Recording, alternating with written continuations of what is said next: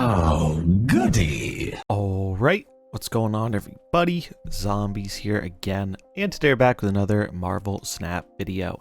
So today we're going to be talking a little bit about Hela and the best ways you can go about attacking this very popular deck in the metagame. So we got the Activate change to Hellcow, pretty much the main thing bringing Hela back into the fold. It was a massive buff for this archetype. Not only does it provide more fuel to discard your cards to bring back with Hela, but on top of that, you also no longer have as much of a risk of actually discarding Hela, which makes the deck remarkably more consistent. And if history is anything to go by, anytime Hela is consistent, it does usually define at least some part of the metagame. So this is the currently most popular build from Husky. He's the main Hela guy. Using Wasp in that 12th slot, that definitely seems like the flex spot, but Wasp has some interesting benefits here. It gets around the Cosmo Jean Grey stuff, which is one of the ways people often try and counter Hela. It also just helps you empty your hand to make sure your Hellcow is getting those good hits, or if Hela is still in the deck and you don't want to blink your last played card, it gives you an option to blink another target. So for those wondering why Wasp is there, those are the reasons for it. I think it makes a lot of sense. I'm sure you will see different variations of this build, often with like 11 of the same cards here, but people try different stuff in that Wasp spot sometimes. So in general, though, this is the kind of thing you're going to be seeing from Hela. You're going to see a handful of big threats, you're going to see Jubilee and Blink to help get through the deck more, and then just the standard discard stuff. Sif, Blade, Cow, Black Cat. Pretty straightforward. So if this is going to be a popular and powerful deck in the metagame, what can we do to shut it down? Well, before, it was kind of using these like ongoing Jean Grey Cosmo stuff, but with the addition of Wasp, that does get a bit less consistent. So we're looking to attack this deck from other axes. First up, we have a Madam Web Heimdal move list with some very specific tech here to help deal with Hela. So we have Cosmo and Alioth as our main ways of dealing with the Hela shenanigans. I believe this is Sizer's list. He's, I think, in top 10 with it. It's a really solid list. I mean, I think it's one of the most solid lists Heimdal move has ever had. I have seen people try out different stuff in the Hercules spot. I think Hercules is a card that can be a little hit or miss for people because it does increase your power output, which is valuable against Hela, but Hercules does also lead to some unpredictable outcomes because when you bounce something to the Hercules lane, you don't know where it's going to bounce back into, and sometimes that can be good for you and sometimes it cannot. So depending on if you value that extra points for some unpredictability, that might change if you want to run Hercules in this deck or not, but it does seem to work and work fairly well. So the general game plan here is we just try and do the move thing. We have our main 3 move targets that we're scaling up in Human Torch, Dagger, and Vulture. All these cards get really, really big. Cosmo's nice because not only does it help us out against Hela, but it also gives us some added protection against Clog, which is one of the other archetypes that is pretty good at countering Hela. So this does get some benefit of not only are Cosmo and Alioth good in the Hela matchup, they're also good in the matchups that are getting more popular that are also trying to target Hela. So I do think this deck takes a bit of getting used to, learning if you're not a person who's played a ton of the move stuff in the past. I think there is a bit of a higher learning curve here because it's just very different from other playstyles. You're moving your stuff all over the board. You got to plan things a bit more in advance to line things up. You got to make that decision, am I Heimdaling, am I Aliothing, or maybe neither, and just playing a bunch of my cheaper cost cards on the final turn of the game. But it is very, very powerful in terms of a move list that has tech that really respects a lot of the metagame right now.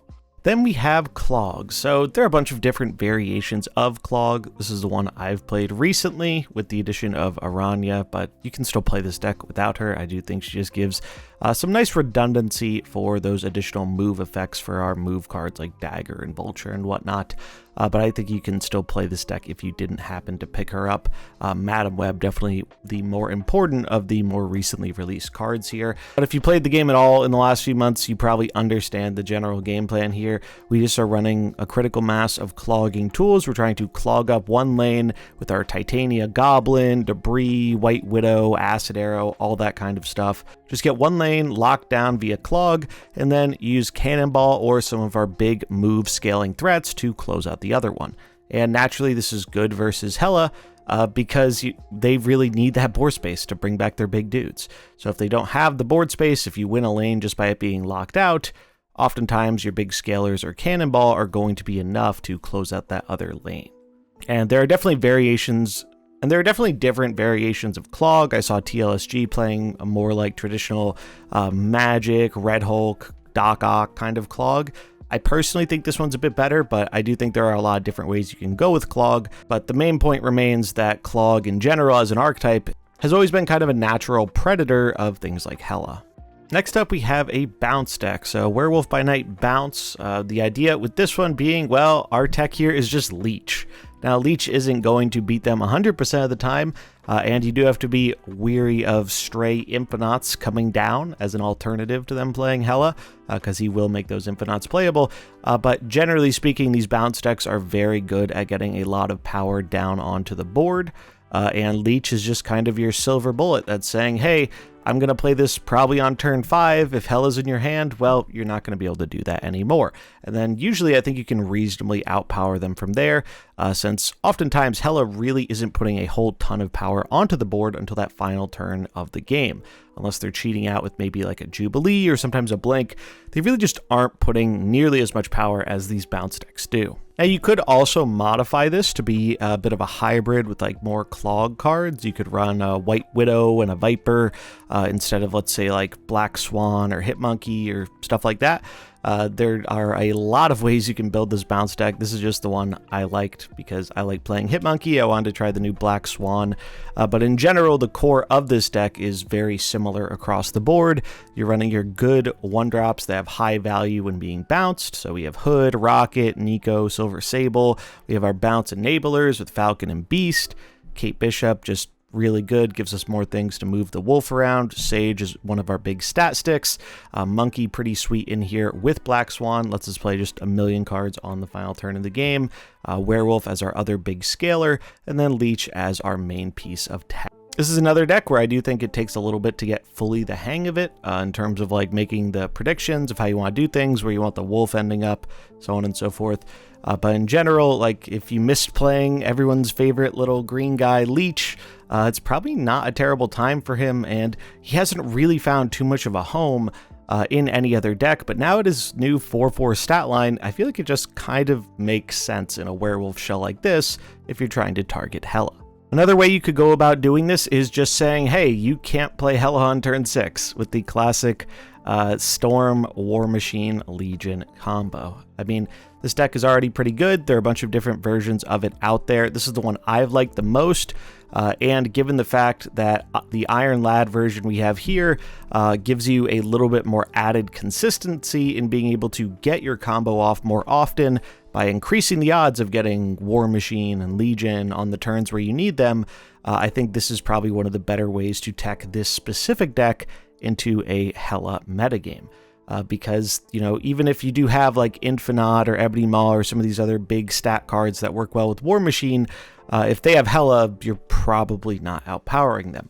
So I think it is better to just double down on trying to get the combo off as much as you can with Iron Lad for that added consistency, rather than going for some alternate go tall game plans. You could even argue putting something like Jubilee in this too if you really want to up the consistency even more, but I kind of valued building it this way because it felt like it gave you a better way to curve out, because not every deck is going to be Hela, and you're not going to get the combo every game or even, you know, half of every game, so you still need a reliable game plan to fall back on when you aren't doing the combo thing.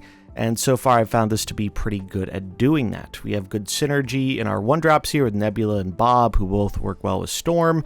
Red Guardian is kind of our flex tech spot, mainly a nod against Madam Web, but there are a lot of good targets for it out there right now. Kate is our value 2-drop. Jeff, good with Storm, just decent 2-drop in general. Makari, because she's free. Lad, because he has a ton of good hits and gives us that additional combo consistency. Claw, good with Lad, good with Storm, just good in general. Legion, not only there for our combo stuff, but also good for just scamming on some other locations as well. And then Doom, we just wanted 1 6-drop that can go wide here. And Doom is probably the best of the bunch because we get a big benefit of Iron Lad hitting him as well. Next up, we have Tribunal Phoenix Force. So Phoenix Force naturally does pretty well into combo-focused metagames. This is a build of it that is having the Living Tribunal backup plan. So we have also Heimdal in here. With this list, we're basically saying, all right, I can do the Phoenix Force combo stuff. I can make a massive Human Torch and then Living Tribunal. I could make a big multiple man, bring it back, normal stuff there. But we're not as all in on the Phoenix Force plan, which is why we have less destroy effects than normal. But we do have a better backup plan with our multiple man Heimdal move stuff, which is honestly a variation of the deck I've been liking quite a lot. I think it is being a little slept on how good just buffing up a big multiple man is. And now we have more ways than ever to do that. We have Hulkbuster, Symbiote Spider-Man, Arania. We just have a lot of ways to make multiple men and then close out the game with a Heimdal. So I really like this version of the list. I think there are a lot of different ways you can build Phoenix Force right now, but you really do want to build it in a way where it can go tall enough to beat Hela. And I think having that option with the Torch, Phoenix, Living Tribunal stuff is probably one of the better ways to go about doing that. And even the big multiple man stuff isn't that bad into it either. Like, it can just get very, very large. And if you get that Symbiote Spider-Man on a multiple man, if it gets moved with Magneto, you get even more big multiple men, which is pretty sweet.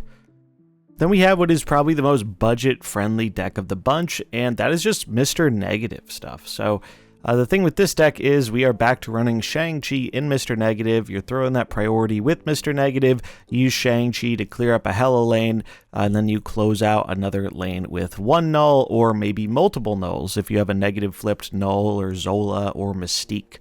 We do have some backup plan stuff here in that we have the Black Panther combo, which kind of standard for negative stuff. Feels like there is a all-time low of Shang-Chi running around, so maybe you will just get some decks on just doing that combo alone. However, you do still have to be a little bit mindful of things like Clog, which can obviously get around it. But yeah, Mr. Negative hasn't changed too much. We have our ways to ramp out Negative. We have a bunch of payoffs. The real main change here is the fact that we're running Shang to clear out one of those Hela lanes, and then obviously the null Mystique stuff to get more of a payoff from that. Negative's always been one of those decks where it doesn't have the most impressive win rate, but if you are very vigilant with those early snaps and early retreats and knowing when you have it and knowing when you don't, I think this can be a very viable deck to climb in a Hela-focused meta. And as a bonus, it's probably the most budget-friendly deck of the bunch. This deck really doesn't use a whole lot in the way of higher series cards. In fact, the only higher series cards we have here are Ravonna at Series 4 and Sage in Series 5. And you could very easily replace Sage with something like Ironheart. I think Sage is better. But yeah, you could still have a very functional deck here without any Series 5s at all. Then we have a bit more of a traditionally focused Tribunal combo list, which I think probably isn't bad to this either. Again, there's just less interaction running around. You do have to be a little mindful of the Cosmos and Alioths out there in the world, but against Hela, they really don't have much good ways to interact with you outside of just being aware that they can do some Magneto pulling to maybe fill up your combo stacking lane. So as long as you're aware of that and try and play around that to the best of your ability, I think this deck can just get there a lot of the time versus Hela. Traditionally speaking, some of the main combo lines we have here are you're trying to ramp out your Sarah or your Onslaught. You can use them together to double up on cost reduction, then play many cards going into the final turn. We're trying to stack a bunch of powerful ongoing stuff together, so we're trying to get those, Onslaught, double Iron Man shenanigans. Lad, Jubilee, Magic are helping us get through the deck, see the cards we need to see to get our combo to win the game. I'd say Blue Marvel is a bit of a flex spot. I think you could run a variety of different options in there. You could try a Claw, you could try some counter tech like a Cosmo, but it really comes down more to personal preference there. You could even cut one of the extra rampers, but I think it is a little bit better to have rampers. Looking at the different cards available, none of the other options really seem too enticing to me. I did consider Miss Marvel as well, but given that Magneto is high in popularity because of all the Hela, I think going in on a Miss Marvel plan isn't as reliable as it would otherwise be. So that's why I opted to go with the blue Marvel for our other ongoing threat. You can modify this deck in a variety of different ways. Some people prefer to play the Mr. Negative version because you can have like more high rolls and higher numbers and whatnot. There are a lot of different versions of this type of deck out there, but the core is generally the same, and this is the version I've liked playing. So those are all the main decks that I think are very powerful, viable contenders for countering Hela in the metagame right now. And I did want to leave y'all with one bonus deck with the disclaimer that this deck has not been tested very much, but I thought it was a fun idea. I like the concept behind it, and it makes use of one of the newly buffed cards in Swordmaster. So this does have a lot of overlap with a lot of the other Madam Web shells going around right now. We're just using Madam Web to get value out of Dagger and Vulture. We have Aranya as our second activator. You could try other activators there too. If you don't have her, you could do an Iron Fist.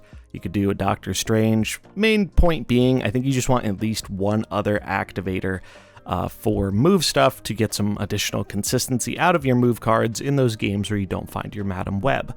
But the main idea of this deck is we are trying to use Swordmaster to discard one of our big 5-drops. So we have Professor X and Ajax. Now, it's no secret Professor X is not what he once was, especially in terms of being a Hela counter. But the high roll with this deck is, getting Swordmaster on turn 3, discarding that Professor X or Ajax, bringing it back on turn 4 with Ghost Rider. Obviously, that'll also require you managing your other odd cost cards in hand, but this deck doesn't run too many odd cost cards. Like the other ones that we're running here, we're often either playing on the early turns of the game, like Aranya or Silver Sable, or we could just opt to play Vulture out on turn 3 and then a follow up with the Swordmaster if need be. But yeah, that's the general idea of a deck like this. You can also make an argument that maybe you don't want to play Silver Sable, maybe you want to play another move activator in that slot. I could see it. I did consider Ghost Spider in that slot. But the thing with Ghost Spider is it's often a 1-drop you want to hold to combo later on in the game, which doesn't really synergize as well with Swordmaster, who wants to have only those odd cost cards you want to discard in hand. Ajax Hazmat acting as our other main big points of power here, so you're trying to just get one lane locked down with the Professor X and then close down another one with Ajax or the move scalers. Again, not super tested, more for fun than anything else, but if you want to find a way to try and make Professor X work as a potential counter to Hela by shutting down one of the lanes, I think if nothing else, this is an interesting idea to try with it. And that's going to wrap it up for this video. Let me know what you think of the meta, of the decks, all that stuff in the comments below. And if you enjoyed it, remember to like and subscribe, and I'll catch you in the next one. Peace.